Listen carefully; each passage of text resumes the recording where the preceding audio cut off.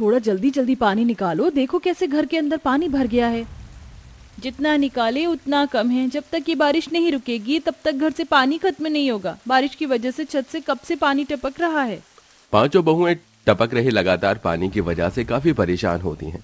घर में पानी भरता देख कई देर तक बाल्टी से पानी बाहर निकालने में लगी रहती हैं। ये तो अच्छा हुआ आज ज्यादा देर बारिश नहीं हुई, वरना गांव का तो पता नहीं हमारे घर में जरूर बाढ़ आ जाती। जब तक हमारी छत ठीक नहीं हो जाती तब तक घर के अंदर पानी भरने की समस्या भी ठीक नहीं हो सकती। पर करे तो करे क्या, हमारे पतियों की तो इतनी कमाई भी नहीं है कि वो छत ठीक करवा सके। अब तो बस बारिश के मौसम का खत्म होने का इंतजार करना पड़ेगा। हर रोज बारिश की वजह से छत से टपकते पानी को देखकर पांचों बहुएं काफी ज्यादा परेशान होती हैं। और ऐसे ही कुछ दिन गुजर जाते हैं। वर्णिका और विनीता सब्जी लेने के लिए मंडी जाती हैं। तभी वर्णिका को एक दुकान पर बांस की कुछ लकड़ियां दिखाई देती हैं, जिन्हें देखकर विनीता, मुझे जुगाड़ मिल गया जिससे अब हमारी छत से कभी भी पानी नहीं टपकेगा। कैसे जुगाड़ वर्णिका? सब्जियां लेने की बजाय बांस की लकड़ी की दुकान पर जाती है वर्णिका और वहां से कुछ बांस की लकड़ियां लेकर साथ में एक रस्सी भी ले लेती है और उन्हें घर ले आती है। वर्णिका, तुमने अब तक बताया नहीं कि तुम इन लकड़ियों का करोगी क्या? मैं इन बांस की लकड़ियों को आपस में जोड़कर इन्हें कील रस्सी की मदद से छत पर ऐसे बिछा दूंगी, फिर हमारे घर में बारिश की एक भी बूंद नहीं आएगी। वर्णिका बाकी बहू की मदद से सारी बांस की लकड़ियों को आपस में जोड़कर पन्नी, रस्सी और कील की मदद से छत पर उन्हें अच्छे से बिछा देती है, जिससे अब जितनी भी तेज बारिश हो उनके घर में पानी की एक भी बूंद नहीं आती। अरे वाह वर्णिका, तुम्हारा जुगाड़ तो बड़ा कमाल का निकला। आखिरकार हमें इस टपकती छत से छुटकारा मिल ही गया। ऐसे ही कुछ दिन गुजर जाते हैं। पांचों बहू के पति फैक्ट्री और खेतों में मजदूरी का काम करते थे। काम से घर लौटते समय बहुत जोरों की बारिश शुरू हो जाती है, जिससे वो पांचों भीग जाते हैं और उन्हें बहुत तेज बुखार चढ़ जाता है।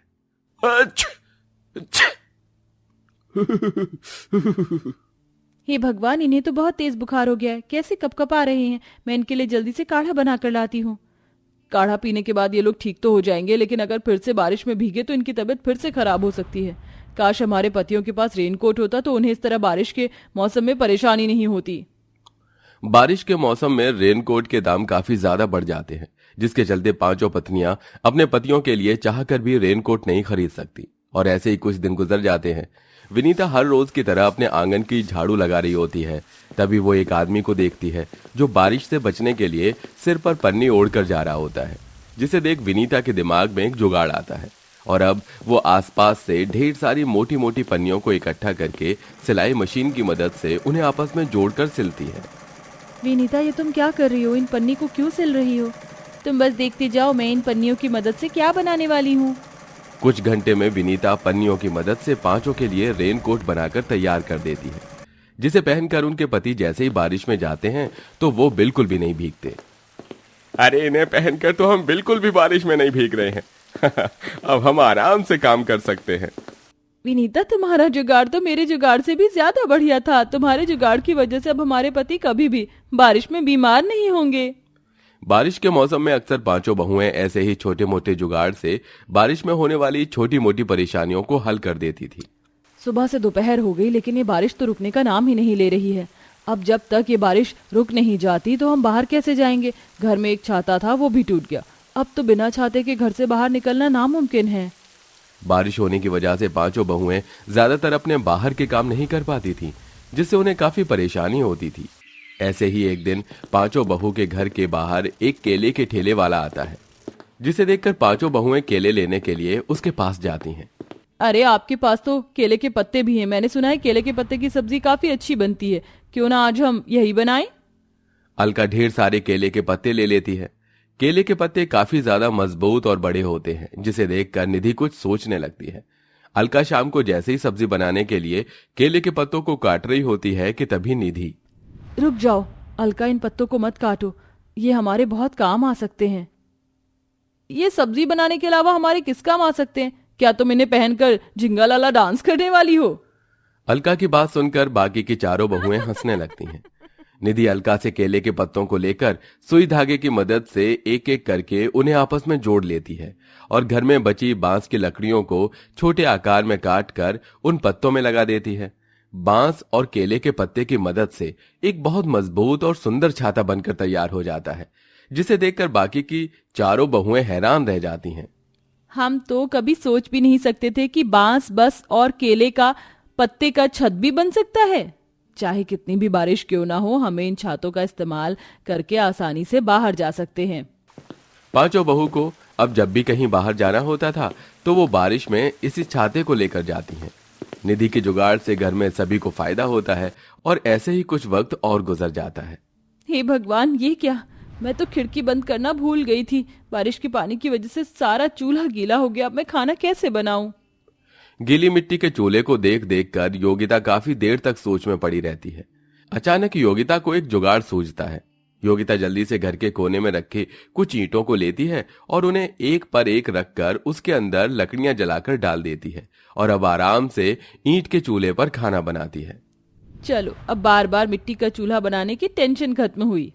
पांचों बहुएं ऐसे ही हमेशा छोटे मोटे जुगाड़ से, जैसे बारिश के समय खिड़की और दरवाजे के कोनों पर अच्छे से बोरी लगा देना जिससे घर के अंदर बारिश का पानी ना आए, घर के चबूतरे को ईंट सीमेंट की मदद से ऊंचा कर देती हैं, तो कभी बांस की लकड़ियों की मदद से बड़ी बड़ी टोकरियां बनाना जिसमें बारिश का ढेर सारा पानी इकट्ठा कर लेती हैं, और जब भी उनके गांव में पानी नहीं आता तो उसका इस्तेमाल करती हैं।